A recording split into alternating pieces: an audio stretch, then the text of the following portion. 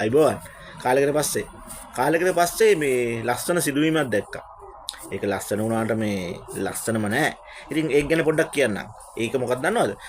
ඊයේ තිබ්බා මේ ආයසිකා පනාන්දු. එහෙම නැත්නම් මේ ටීචර් අම්මා කියන අනුවන්තර නාමයෙන් YouTube channel එකක් කරන සහ මේ ඔන්ලයින් ක්ලාසස් කරන ගුරුවරියක් ගැන.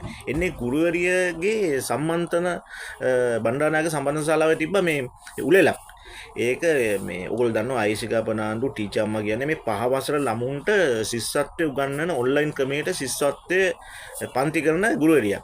එන්නේ ගුරුවරියගේ මොකක් හරි උළෙලක් තිබ්බා. ඒ ඉන්නේ උළෙල තිබ්බේ මේ බණ්ඩාරනායක සම්බන්ධ ශාලාවේ. ඉතින් බණ්ඩාරනායක සම්බන්ධන ශාලාවට එනකොට අපිට වෙන පොඩක් සර්ච් කරලා බලන්න ඕගොල්ලෝ මේ උඩින් ඩ්‍රෝන් ෂොට් එකක් අපි දැක්කා. යනකොට මේ කැමරා view එකකින් අපි දැක්කා මේ පොලිස් බයිසිකල් දෙකක් යනවා ඉස්සරහින්. ඊට පස්සේ ඩිපෙන්ඩර් එකක් යනවා. ඉතින් පොලිස් බයිසිකල් දෙකක් එක ආරක්ෂාවට ගිහිල්ලා තමයි මෙහා මේ ඩිපෙන්ඩර් අතෙන් බයින්නේ. ඉතින් පොඩ්ඩක් හිතලා බලන්න මේ ටීචර් අම්මාට තියෙන තර්ජනය මොකද්ද?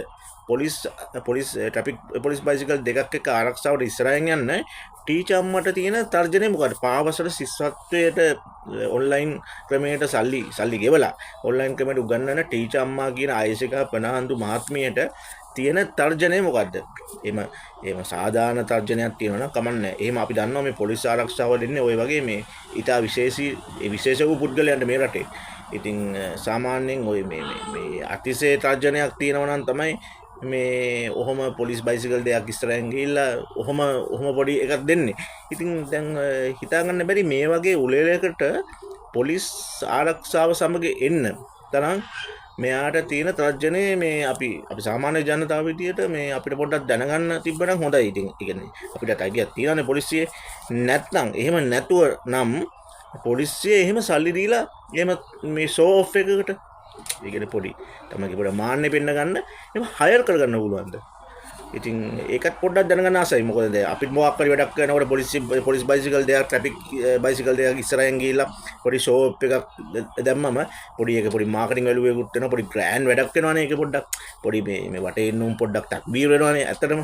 ඉතින් පොඩි මේ වෙනම නිකන් VIP ලෙවල් එකට වැඩ යනවානේ. එහෙමනම් මේ ඒක හයර් කරගන්න පුළුවන්ද? අනේ හයර් කරගන්න පුළුවන් නම් එහම මේ හයර් කරන්න පුළුවන් මේ ප්‍රොසීඩියර් එක ක්‍රමවේදය පොඩ්ඩක් අපිටත් කියන්න. නැත්නම් මේ දැන් අපි කියමු දැන් මෙහෙම දෙයක් වුණා කියලා. දැන් මේකට පොලිසිය පැත්තෙන් අපිට උත්තරයක් ඕනේ. ඉතින් ටීචර් අම්මාට ඒක දැන් මෙහෙම කතා කරන එකත් පොඩි මාකටිං එකක් වෙන්න පුළුවන් අපි. හැබැයි ඉතින් මේක රටක් නෙමේක. මේක ගමක් නෙමෙයිනේ. මේක පොඩි ඉංගම්මාරු වගේ මේ කියන්නේ මේ ගමක් නෙමෙයිනේ. මේක රටක්.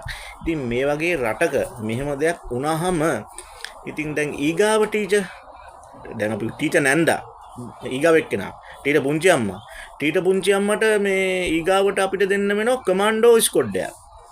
දැන් මෙයාට ට්‍රැෆික් බයිසිකල් දෙයන්නේ. අරයට කමාන්ඩෝ ස්කොඩ් එකක් දෙන්න වෙනවා. ඉතින් මේ රට කොහෙටද මේ යන්නේ? ඉතින් මේ ටියුෂන් මාෆියාව කොහෙන්ද මේ නතර වෙන්නේ? මෙන්න මේ এডুকেෂන් සිස්ටම් එක මෙච්චර පහතට වැඩිලා තින්නේ ඇයි? ඉතින් මේගොල්ලෝ මුදල් උපයන එක අපිට ප්‍රශ්නයක් නැහැ. අපිට පෞද්ගලික කිසිම ප්‍රශ්නයක් නැහැ. හැබැයි මේ වගේ අහිංසක ගම්වල සිග්නල් වත් නැති ගෙවල් වල කොහොම හරි ටියුෂන් ෆී එක දාගන්න ඔයගොල්ලෝ දන්නවනේ කොහොමද මේ ඒ කියන්නේ ඔන්ලයින් ලින්ක් එකවත් එවන්නේ නැහනේ මේ පේමන්ට් එක දුන්නේ නැත්නම් ඒකනේ ක්‍රමේ. ඉතින් ඒක අපි හොඳටම දන්නවනේ. මේ ඉතින් මෙහෙම රටක් මෙහෙම මේගොල්ලෝ ෂෝ ඔෆ් දාගෙන මේගොල්ලෝ කරාම මේ අපේ এডুকেෂන් සිස්ටම් එකට මොකද වෙන්නේ? ඉතින් ටීචර් අම්මා, ටීචර් තාත්තා, ටීචර් පුංචි අම්මා, ටීචර් නැන්දා ඉස්සරහට මේ ස්කොඩ් එකක් එක්කද මේ බහින්නේ. ඉතින් මේ 5 වසර කියන්නේ කොච්චර පුංචි ළමයිද මේ අවුරුදු 10යි නේද? 5 වසර කියන්නේ අවුරුදු 10යි. ඉතින් මේ රටේ අවුරුදු 10 ළමයිට පෙන්නන මේ මැජික් එක මොකද්ද මේ? ටීචර් ආයසිකා පනාන්දු. ඉතින් මෙන්න මේ මහත්මියත් එක්ක අපිට පෞද්ගලික ප්‍රශ්නයක් නැහැ. හැබැයි මේ කරපු වැඩේ පොලිසිය පැත්තෙන් අපිට උත්තරයක් ඕනේ. මොකද්ද මෙතුමිට තියෙන මරණ තර්ජනය? එහෙම නැත්නම් නිකන් කියන්නේ තර්ජනයක් තියනවද? මොකද්ද මේ ඇයි මේ පොලිස් ආරක්ෂාව දුන්නේ? ට්‍රැෆික් බයිසිකල් දෙකක් එහෙම බණ්ඩාරනායක සම්බන්ධ ශාලාවට අපි දැක්කා ඒරියල් ෂොට් එකකින් එනවා. ඉතින් එහෙම ඇවිල්ලා මේ මොකද්ද මේකට හේතුව පැහැදිලි කිරීම පොලිසිය පැත්තෙන් අවශ්‍යයි.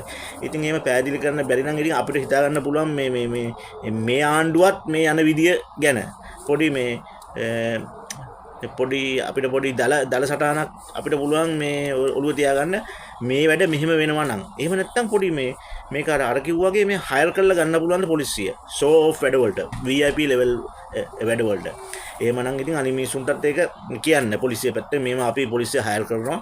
මේ ට්‍රැෆික් බයිසිකල් හයර් කරනවා මේ පොලිස් ජීප් හයර් කරනවා වගේ වැඩක්. සාමාන්‍ය නාට්‍යයකටවත් එහෙම ගන්න අමාරු ටෙලි නාට්‍යයකටවත් එහෙම පොලිසිය යුනිෆෝම් එකක් හරි ගන්න මේ එහෙම අපි දන්නවා කොච්චර අමාරුද මේ එහෙම මේ මුළු ෆීල්ඩ් එකේම ගන්න තියන්නේ පුද්ගලයන් දෙන්නෙක් හෝ තුන් දෙනෙක් ගාව විතරයි. ඉතින් මේ එහෙම තත්ත්වයක් තියෙද්දි මේ අයසිකාපනාන්දු ටීචර් අම්මාට දුන්න ආරක්ෂාව ගැන පොලිසිය පැත්තෙන් අපිට පිළිතුරක් අවශ්‍යයි.